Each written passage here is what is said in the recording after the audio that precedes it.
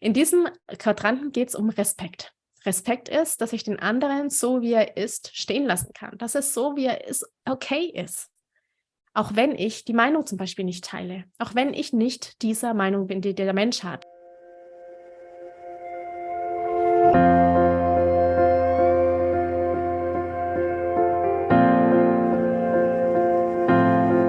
Hallo und herzlich willkommen bei Loslassen und gemeinsam wachsen, deinem Podcast rund um bewusste und bedingungslose Elternschaft.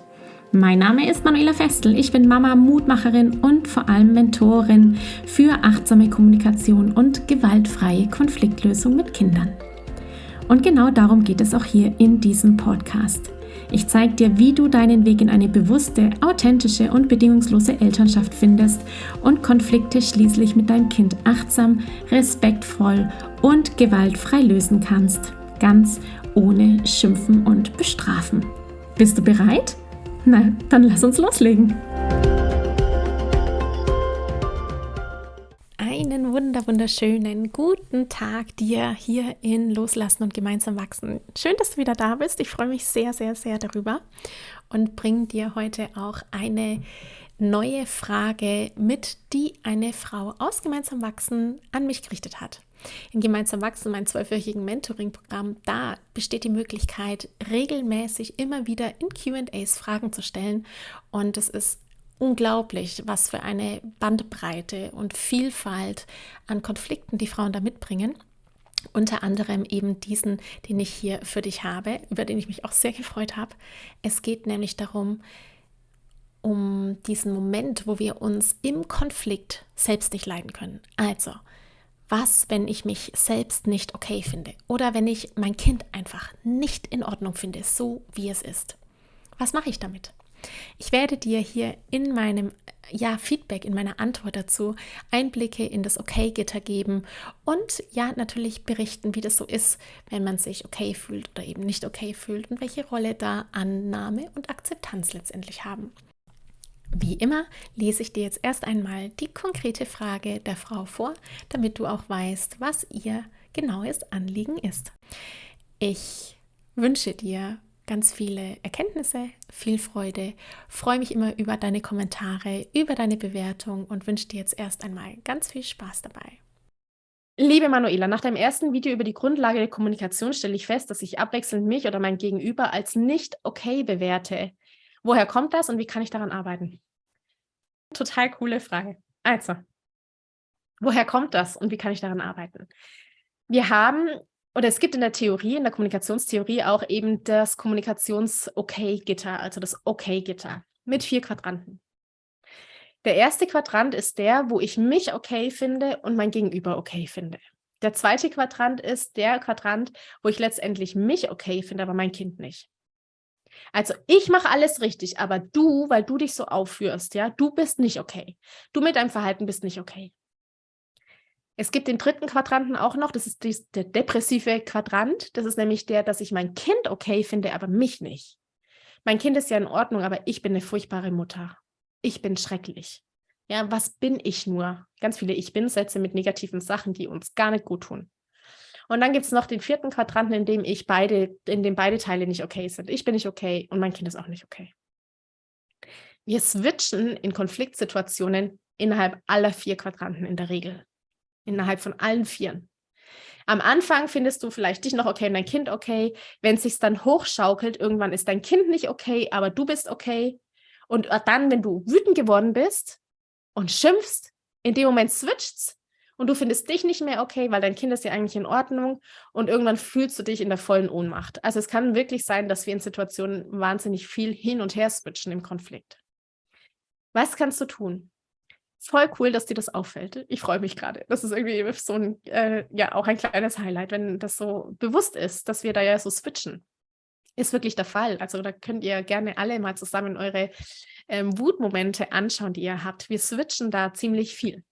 Was du dagegen machen kannst, ist, das Ziel ist es ja, dass wir uns im ersten Quadranten befinden. Also dem Ich bin okay und du bist okay. In diesem Quadranten geht es um Respekt. Respekt ist, dass ich den anderen so, wie er ist, stehen lassen kann. Dass es so, wie er ist, okay ist. Auch wenn ich die Meinung zum Beispiel nicht teile, auch wenn ich nicht dieser Meinung bin, die der Mensch hat oder das anders sehe, darf ich ihn ja trotzdem respektieren. Ich darf sagen, du bist als Mensch okay, du hast eine andere Meinung als ich, aber ich akzeptiere das. Ich nehme dich so an, wie du bist, mit Respekt, den ich da habe. So, diese respektvolle Haltung, die halten wir. Das ist eine Haltung. Das heißt, die sprechen wir mit unserem ganzen Körper aus. Nonverbal. Ja, das ist etwas, was durch uns durchgeht, ein Bewusstsein, das wir haben, dass wir das so haben möchten. Und wenn ich feststelle, dass ich in einem anderen Quadranten rumswitche, dass ich gerade mich nicht okay finde oder mein Kind nicht okay finde, hilft nur eine einzige Sache im ersten Schritt, nämlich Zeit. Wenn du in eine Situation kommst, wo du feststellst, du findest dich gerade nicht okay oder du findest dein Kind gerade nicht okay oder du merkst, du switcht gerade, ist einmal so, dann geh raus aus dem Konflikt. Nimm Abstand, gib dir Zeit. Völlig egal, ob das jetzt dein Kind ist oder dein Partner ist. Wenn es bei deinem Kind ist, bei deinem Sohn, dann sag, weißt du was, ich merke gerade, mir gelingt es nicht mehr gut, respektvoll zu sein. Ich brauche jetzt einen Moment Raum für mich. Ich brauche was zum Trinken. Ich möchte raus aus der Situation. Also wirklich genau, der nullte Schritt ist, ich gehe raus aus der Situation. Ich distanziere mich von dem Konflikt, um wieder in die respektvolle Haltung hineinzukommen. Und das ist ein Training. Deswegen bist du hier. Wirklich. Also es ist wirklich der Moment, wo ich merke, okay, ich finde mein Kind gerade echt nicht okay. Und ich merke, ich habe Wut, dass ich mich da rausnehme, dass ich wirklich mich von außen betrachte, dissoziiere und sehen kann, okay, da bin ich gerade, ich spüre gerade Wut, ich bräuchte eigentlich gerade, dass es einfach funktioniert. Ich gebe mir jetzt selber Zeit, um wieder in die Ruhe zu kommen, um wieder atmen zu können, um wieder in diese Haltung, dass wir sind beide okay und wir finden Lösungen hineinzuwachsen. Und das ist wirklich das Wachstum. Das ist ein Lebensprojekt. Du wirst immer wieder darauf stoßen. Ich stoße da auch immer wieder drauf, dass ich merke, okay, ich finde gerade mich nicht okay oder ich finde mein Gegenüber gerade nicht okay. Und mich dann zu besinnen und zu sagen, wie spannend. Ja, da ist mein Ego aktiv. Das ist unser Ego. Mein Ego ist gerade da und klingelt an und sagt, hallo, ich bin's. Und ich möchte aber eigentlich mein Ego sehen und sagen, okay, schön, dass du da bist. Und ich schiebe auch mein Ego zur Seite und achte wieder drauf, was ich eigentlich möchte, was meine Werte sind, was meine Haltung ist. Dazu braucht es einfach den Moment der Eigenreflexion und dafür brauchst du Zeit. Also gib dir die Zeit in solchen Momenten. Woher kommt das? Ja, die Frage ist sehr tiefgründig. Woher kommt das? Das kommt daher, dass wir alle Menschen sind und wir haben Erfahrungen gemacht und unser Unterbewusstsein hat alle Erfahrungen abgespeichert. Alle. Das heißt, du bist wie Wein, ja, je älter, umso besser und je älter, umso mehr Erfahrungen hast du.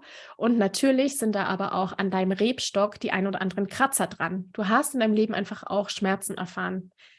Natürlich. Und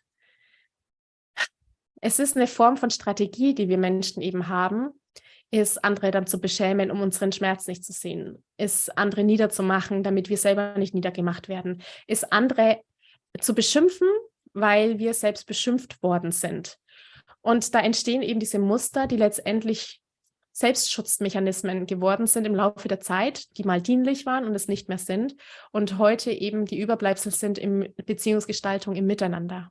Das Ganze nennt sich innere Kindkonflikte. Das sind also die Themen, die in dir drin sind, auf psychologischer Ebene, deine Verletzungen, die in dir da sind und mit denen du die ganze Zeit im Konflikt, in der Stresssituation, wo ja der Körper auf Alarm ist, dann konfrontiert wirst. Und deswegen springen wir eigentlich relativ in der Kürze, kurz und knapp erläutert. Also es kommt daher, weil wir Menschen sind, weil wir Erfahrungen gemacht haben, weil wir auch negative Erfahrungen gemacht haben und Selbstschutzmechanismen in der Zeit entwickelt haben, zu bewerten, uns zu bewerten, den anderen zu bewerten. Wir kennen ja nichts anderes als bewerten.